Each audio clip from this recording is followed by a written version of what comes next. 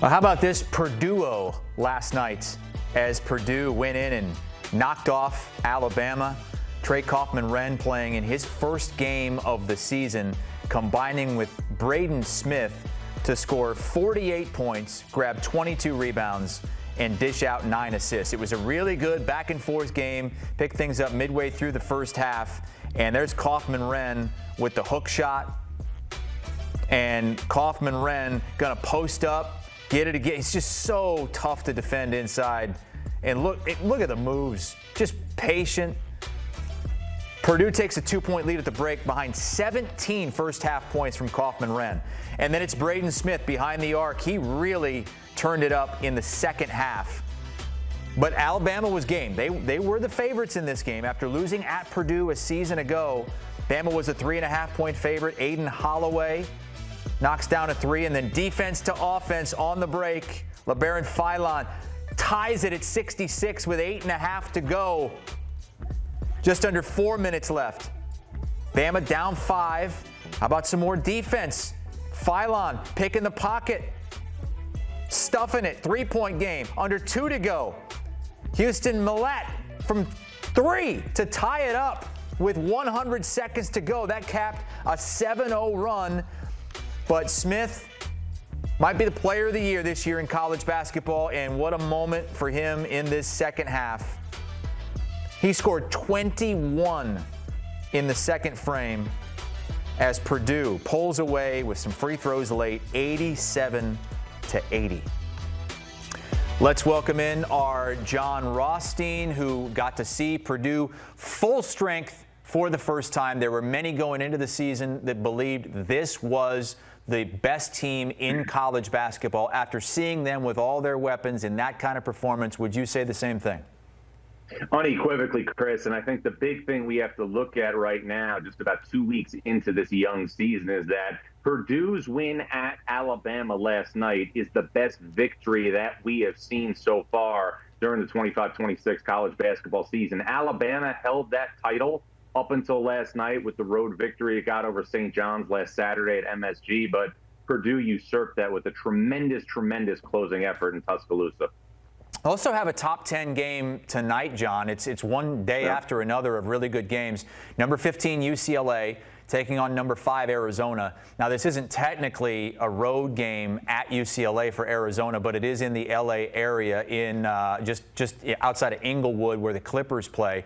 You spoke with Arizona head coach Tommy Lloyd recently on Inside College Basketball. Now, take a listen to what he said about the matchup.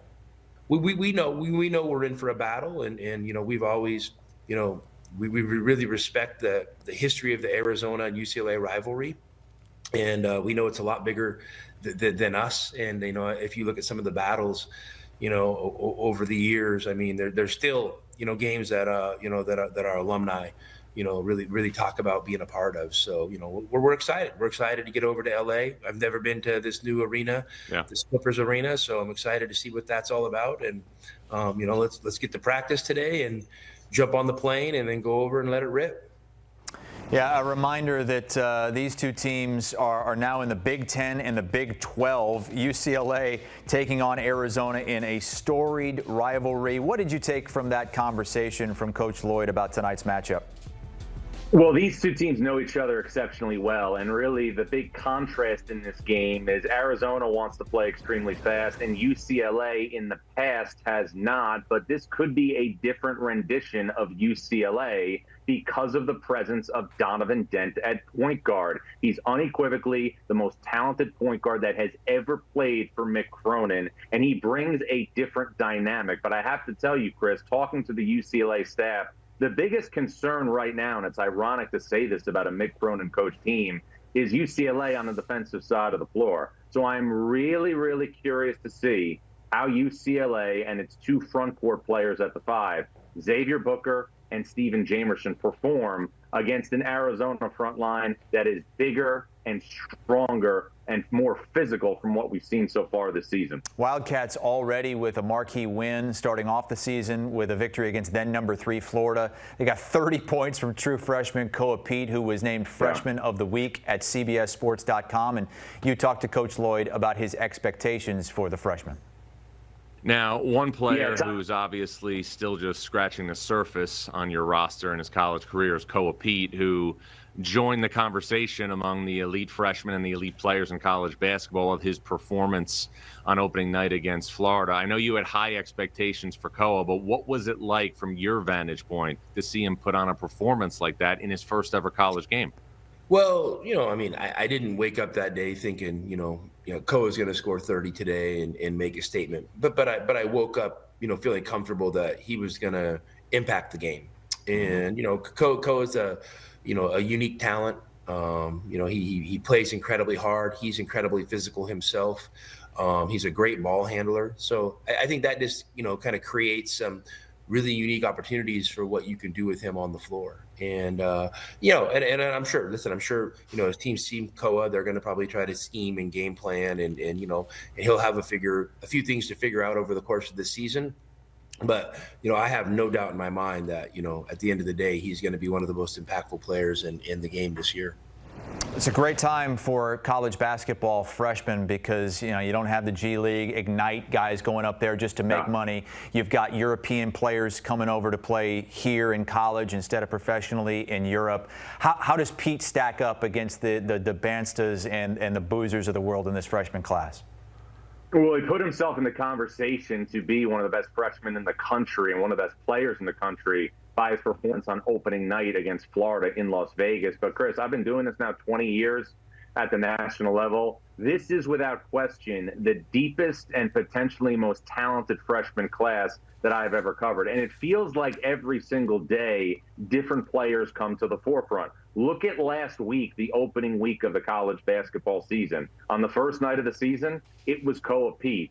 Obviously, in North Carolina's win against Kansas and Chapel Hill, Caleb Wilson came to the forefront. And then Neoclis Abdallas from Virginia Tech really made Mohegan Sun his own personal sanctuary against Providence last Saturday when he went for 33, 6, and 6. Coming into the season, we knew about A.J. DeBanza at BYU. We knew about Darren Peterson at Kansas. We knew about Cam Boozer at Duke. But since then, it feels like every single day, a different freshman comes to the forefront. I would be remiss if I also did not include John Calipari's two freshman guards at Arkansas, Darius Acuff and Malik Thomas, who have been absolutely sensational. But I also want to point this out, Chris, and I think it's something that a lot of people forget because sometimes when you're watching these freshmen and they're so talented and they're so entertaining, everybody thinks that that's going to equate to great results down the stretch in March.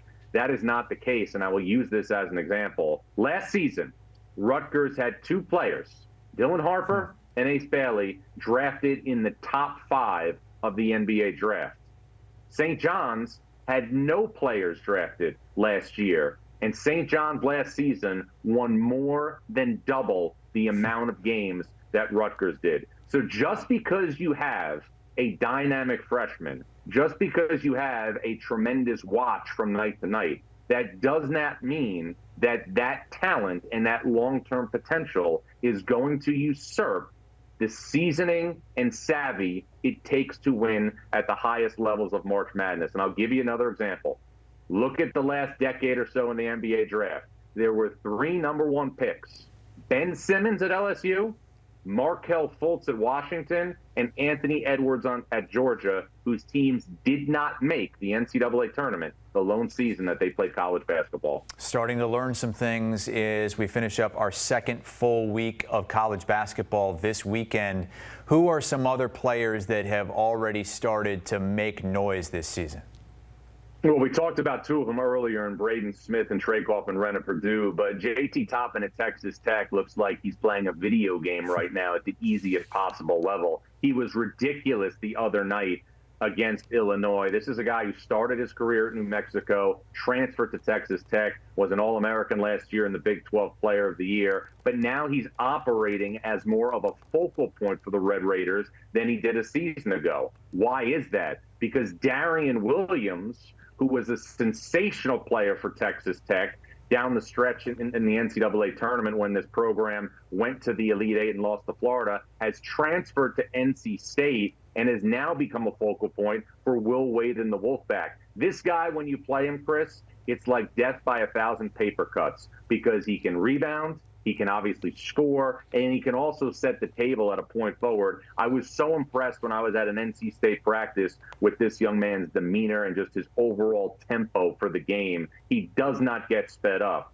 Two other players that are a little bit off the radar, Donovan Dent, who we talked about earlier, who transferred from New Mexico to UCLA, averaged 20 and 6 assists last year in New Mexico, did not play earlier in the week when the Bruins beat West Georgia, but Mick Cronin has said that he will play tonight against Arizona. I've said it before, I'll say it again.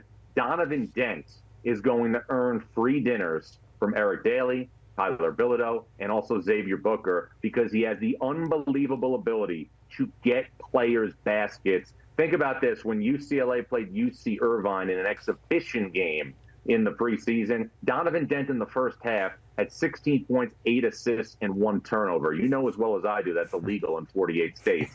And then we'll wrap up with another player at Texas Tech, Christian Anderson, who was an ancillary piece to the puzzle last year when the Red Raiders went to the Elite Eight and lost to Florida. But now he is starting to evolve into an all Big 12 first-team caliber player. And I think you are going to see a real scenario emerge where Texas Tech unequivocally has 2 players that will compete for all Big 12 first-team caliber honors in 25-26. But, Chris, you know as well as I do, this is only November. Only November for Jon Rothstein, marching us to March here on CBS Sports HQ. You can hear Jon twice a week live on the CBS Sports College Basketball YouTube page with Inside College Basketball now, Mondays and Thursdays at 1 o'clock Eastern Time. You can also find that wherever you get your podcasts.